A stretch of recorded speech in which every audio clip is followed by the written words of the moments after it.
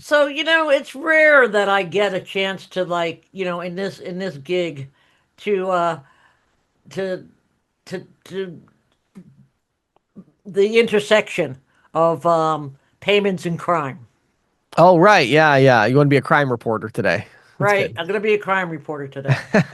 So, a federal grand jury in Miami has returned a 22 count indictment charging five men in connection with a nationwide fraud scheme that exploited what appears to have been a glitch in the POS system at, at least one unnamed retail chain that resulted in millions of dollars in bogus refunds. Oh, wow.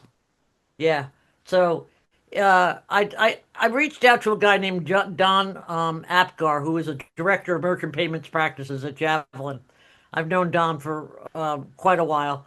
And I asked him about this, and he said it clearly looked like it was an inside job that probably isolated one or a couple of retail chains that used the same POS software that had a glitch.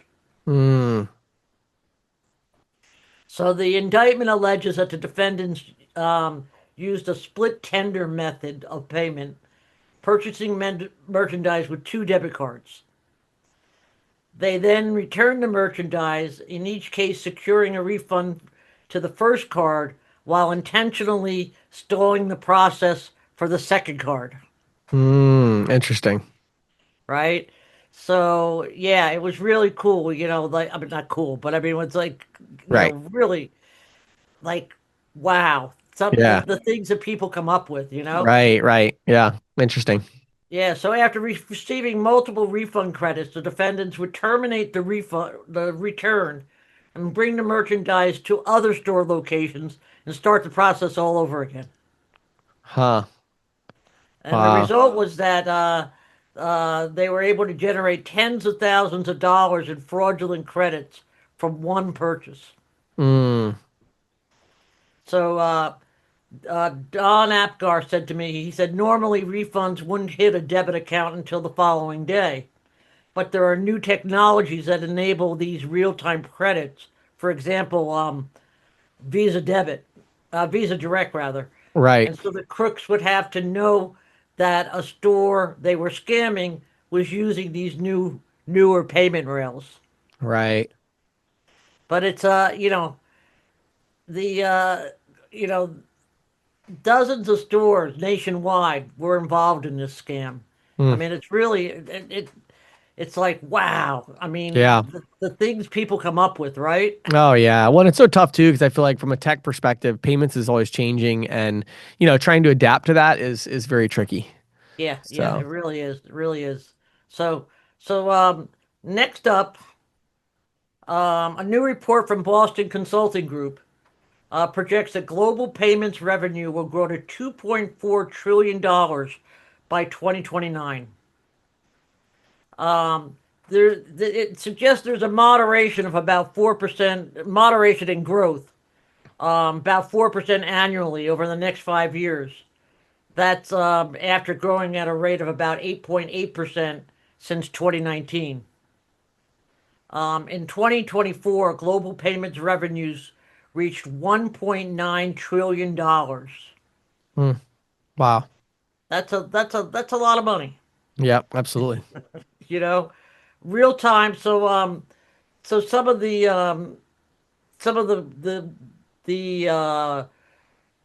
highlights of this report: real time account to account payment volumes rose 40% in 2024.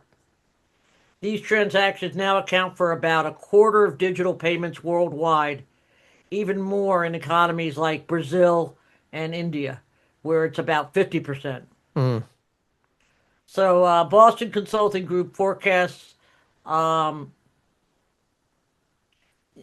draw on market dynamics across 60, it draws on market dynamics across 60 economies, accounting for more than 90% of global GDP. wow. So it was a pretty Yeah. extensive survey, and it identifies structural forces reshaping the payments landscape. For example, the rise of agentic AI, Hmm. digital commerce such as stable coins, and fintech, and real-time A to A, account to account payment systems. So this is a quote from a guy from Boston Consulting Group. He said, "We're entering an era where growth and complexity go hand in hand. The next winners in payments won't just be fast adopters of technology, they will be the firms that deeply integrate new capabilities into businesses and operating models and customer value propositions." Yeah, I agree with that for sure. Right? And yeah, it's it just there's so much going on, right? I mean, Hmm. I just did a feature for Green Sheet on agentic AI, and I mean, wow, that it's like it totally reshapes the landscape. Yeah. Yeah, it does. It really does. I mean, it's just impacting everything. Where I was looking at some models yesterday for, with our on full stack payments with our ACH, Right, we take risk on that because we really wanted to make a seamless experience so people can, like with Stackably, we rolled out you can just set up ACH. Like when you get approved for card, we get you approved for ACH without you don't have to fill out a separate application or whatever, right? right, So right, in order to do that, it's almost like a payback experience. Like to do that, we had to take the risk. So right, we've been looking at different risk models versus kind of the more stringent like rule based systems. right. And it's crazy what you can do with AI, because you can just load these rules in and say, should we run this transaction? Should we hold this transaction? And so AI is it's just an amazing tool to be used in a lot of different ways.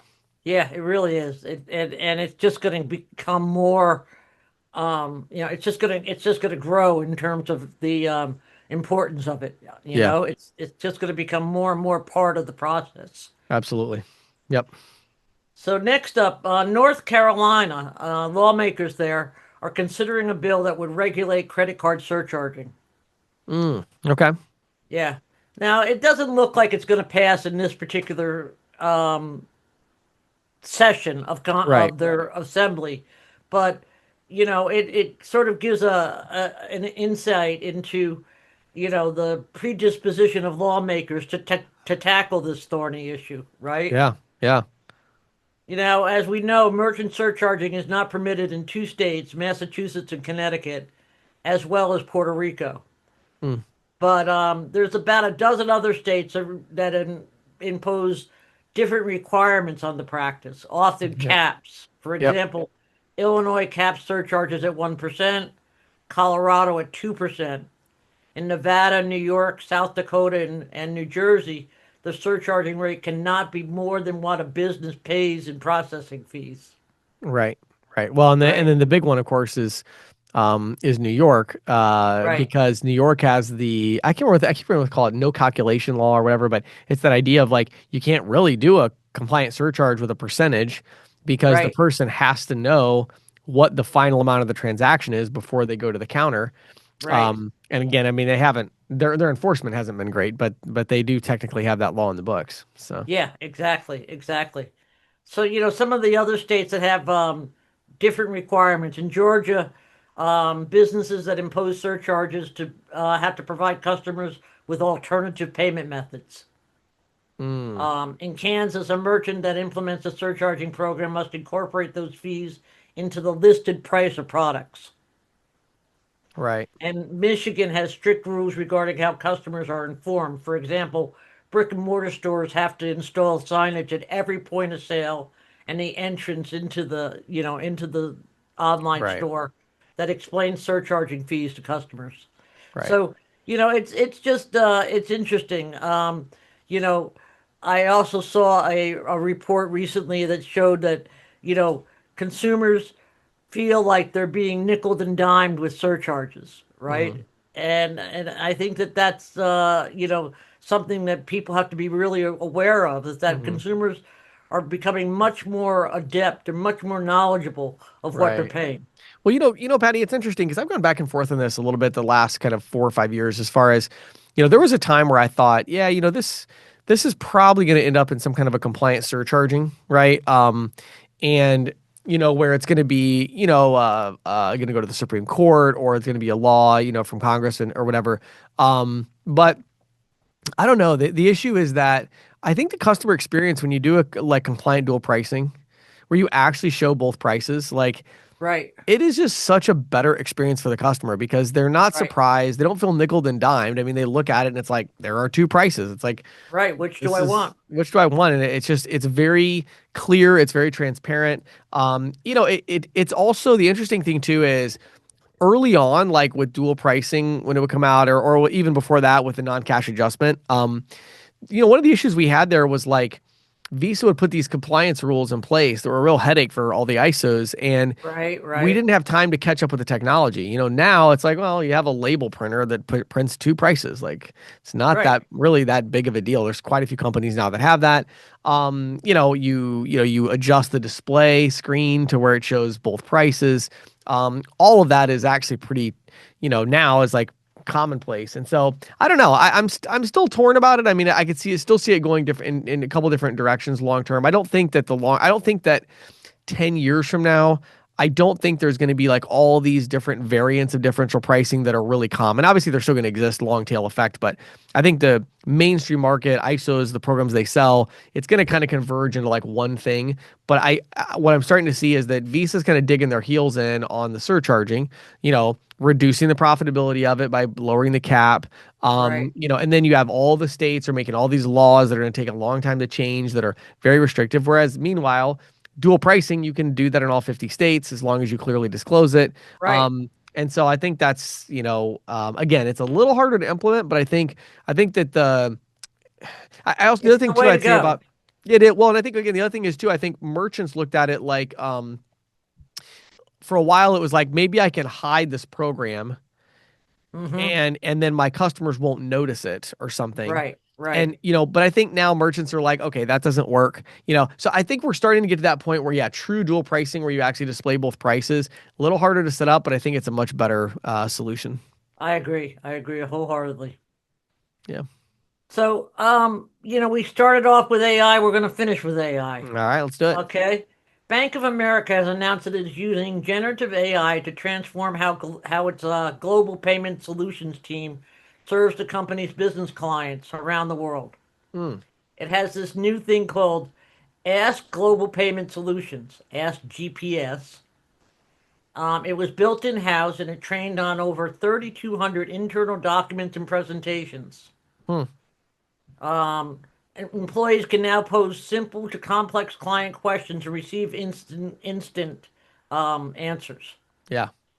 Previously, a sophisticated inquiry would take an employee an hour to complete and involve phone calls to product specialists across different regions and time zones. Um, you know, this, of course, is sort of like their cash management area, right? Right. That they're using this on. But I would expect that something similar, would serve merchant services very well. Yeah. And I'm expecting this tax to not just stick with cash management, right? Right. Something like this is going to be well received in merchant services, and I think it can really Hmm. provide a lot of value. I Yeah. mean, answering the questions. I mean, just Right. put it into Chat GPT, Yep. or yeah. So I think Yep. that I just found that very It interesting, and is. I Yeah. know, you know, Yeah. I think there's a lot of implications for our people as well Oh as my. Yeah. the cash management people. Oh yeah, it's so huge. I mean, and again, I'm going just because Stackably's on my mind because I'm thinking about it all the time. But Of course, when one of the big projects we have going on there is trying to put AI into everything. And so in other right, words, we have like a website builder in there, and it's like, well, of course you want AI to be able to say, I want a website that looks like this, and it should create right, it, right? Or right, customer service. It's like, well, you really want to have AI available to quickly answer the easy questions, but you also want the AI to be able to transfer to a human, very quickly. So there, if you don't want somebody getting right, frustrated, some people don't want to talk to the AI. That's fine. We get a right. human in there, but all these things. It's like there's so many ways to implement it now. There's so many practical applications and use cases. I think it's going to be an exciting time, for our industry and every industry as we try to implement these things in a way that makes sense. Yeah, yeah. I was Richard Crone. He's a consultant. Crone Consulting LLC is his company, and he used to work for Visa, and so did both of his parents. He's like imbued; it's in his DNA, right? Right, right. And I've known Richard for mm, over 20 years. And I Okay. often, reach out to him on things like this.